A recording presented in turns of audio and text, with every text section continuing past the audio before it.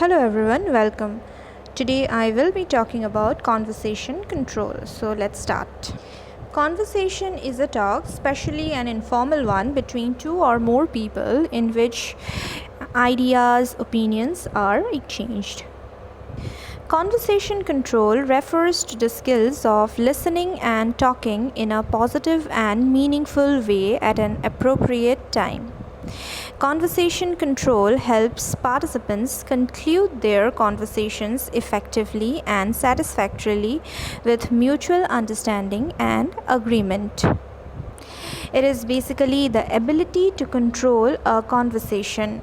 Conversation control is basically the ability to control a conversation.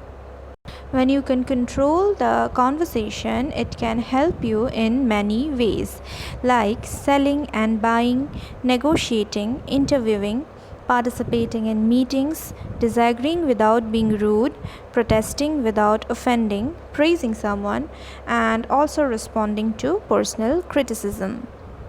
There are different techniques of conversation control, like recognizing cues and clues, interpreting signs and signals, avoiding parallel conversation, practicing sequential conversation, using reflection and empathy, and cultivating a sense of timing.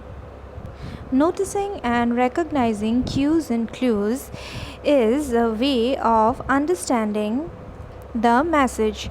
A cue is a word or phrase a speaker uses when he or she wants to indicate that something is important to him or her. A clue is a word or set of words that someone says to us. For example, let us discuss the teaching learning function of the case study method in the management studies. Interpreting signs and signals. Conversation is composed of verbal and visual indicators. Verbal indicators involve cues given and clues received. Visual indicators consist of signs given and signals received. Signs consist of visual indicators such as smiles, eye movements, and so on.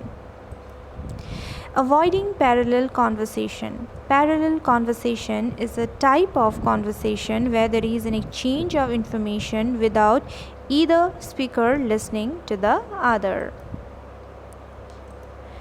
Practicing sequential conversation. Sequential conversation is a kind of conversation where the listener carries forward the conversation in a connected and sequential manner. There is a logical link between the statements given by the speaker and the listener. Using reflection and empathy. In verbal communication, the most important skill is to demonstrate a genuine interest in the other person. Both participants should be able to pick up cues and reflect upon their meaning. The purpose of reflecting on something is to help the other person understand his or her feelings with greater clarity and precision. One may repeat the feelings expressed by the other person. This should be done objectively without changing, adding their statements. It is important to make eye contact, lean forward, and speak with genuine concern for the other person. Cultivating a sense of timing. The speaker should always keep in mind the time taken to communicate. The time limits announced in formal oral activities should be strictly observed. The time limits announced in formal oral activities should be strictly observed. Conversation control also helps to summarize the conversation. So summarizing is the best form of expressing comprehension.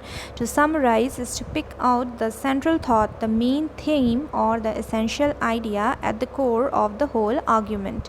The speaker should summarize the content of the talk at the end, then ask feedback from the audience.